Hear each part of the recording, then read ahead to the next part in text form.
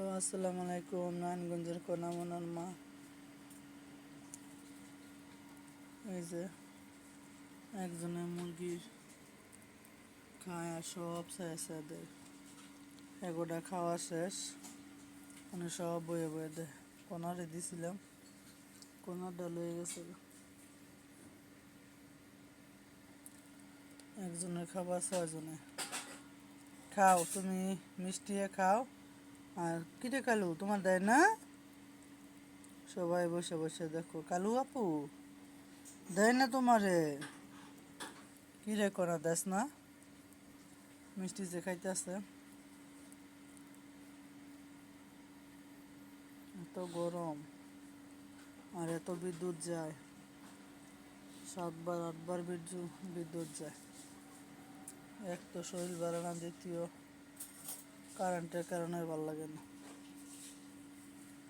পুতুলে খাই আইছে কি? পুতুলে খাই একেবারে মুখ টুক সাতটা আছে।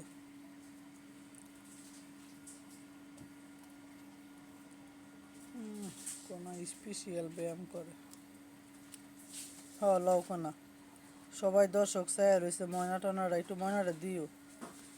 হ্যাঁ কালু, হাতে মোবাইলটা ধরে রাখতে পারি না। কালু, আমার হাত কাঁপলে সবাই ক্ষমা দৃষ্টিতে দেখবে। শরীর ভালো না তো, ভিডিওটা ঠিক করে ধরতে পারতেছি না, মোবাইলটা কাঁপে। এই তো কোনায় খেলাইতেছে, আস্তে আস্তে পুতুলে যাইতেছে।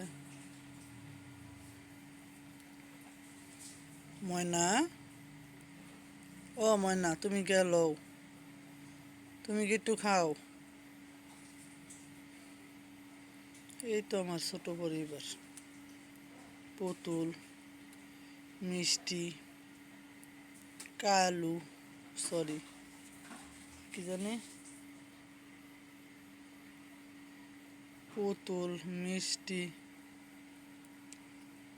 কালু আপু, ময়না, কনা, সিঙ্কি আছে। সিঙ্কিও আমার মতো অসুস্থ, ঠেঙ্গায় ঠেঙ্গায় এখন খাওয়া দাওয়া করে দৌড় দেয়।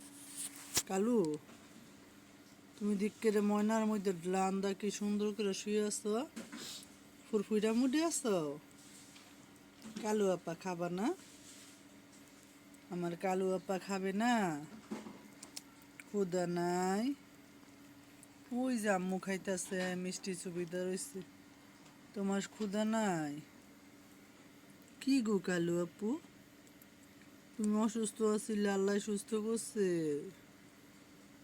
কালুটা, তুমি কি অসুস্থ আছিলে আপু? হয় কালু আপু, এই যে মা কুরকুর কুরকুর করে মুরগি ফ্রাই খাইতেছে। আমি অসুস্থ, রান্না বান্না করতে পারি না, শোয়াতে করতে পারি না, খাবার কিনা খাইতে হয়। খাবার কিনা খাইতে হয়। ভাগ্যে যা আছে তা আলহামদুলিল্লাহ, আলহামদুলিল্লাহ, আলহামদুলিল্লাহ। আমার ভাইয়ের বউ আইসে, দেখে গেছে, কালকার খাবার। হ্যাঁ বাচ্চা ছোট, হ্যাঁ আমি কি কি কম। হ্যাঁ তারপরে কইছে কালকে রান্না করে দেবে, এই শুক্র আলহামদুলিল্লাহ। ওই যে পাইলেও খুশি, না পাইলেও খুশি। এমন যেমন জীবনটা এমন এক পর্যায়ে গিয়া দাঁড়াইছে, এই জীবনের কোনো গতি খুঁজে পাইতেছি না। এই 2020-এ হারাইলাম মারে। মার পরে নিয়ে টাকা গেলি চুরি করে লইয়া গেল। এই জীবনের মোড়টা ঘুরে গেল। আমার এই এক আফা কি এক মহিলা, আমি যেন ভাড়া থাকতাম, আমার সাথে ভাড়া থাকতো। উত্তরবঙ্গের বাড়িওয়ালা বেডি কোনো ঠিকানা ঠিকানা না লইয়া, কোনো আইডি কার্ড না লইয়া ভাড়া দিচ্ছে। এই মহিলা আমার টাকা গেলি চুরি করে লয়ে যাওয়ার পর এক লগে 7 মাস থাকছে।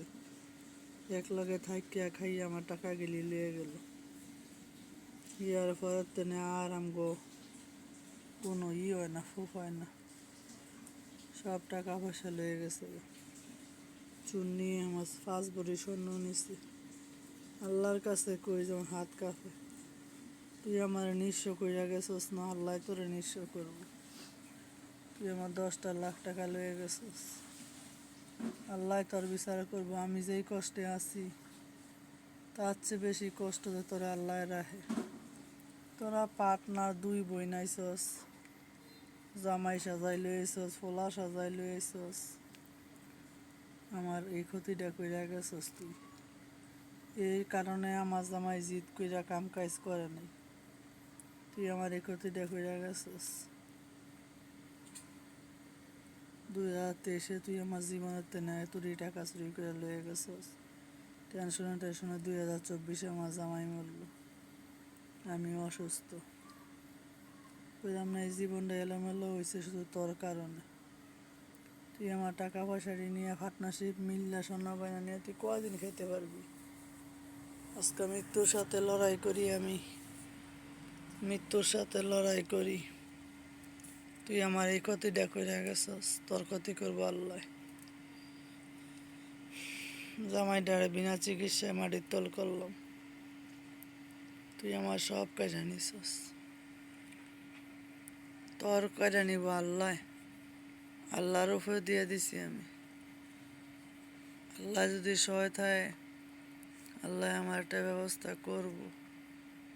কিন্তু তুই সারা জীবন মাইসের মাইগিয়া চুরি কইরা খাইয়া যাবি, রাস্তাঘাটে মাইসের হাতে মার খেয়ে তুই মরবি, তোর বিচার করবো আল্লাহ।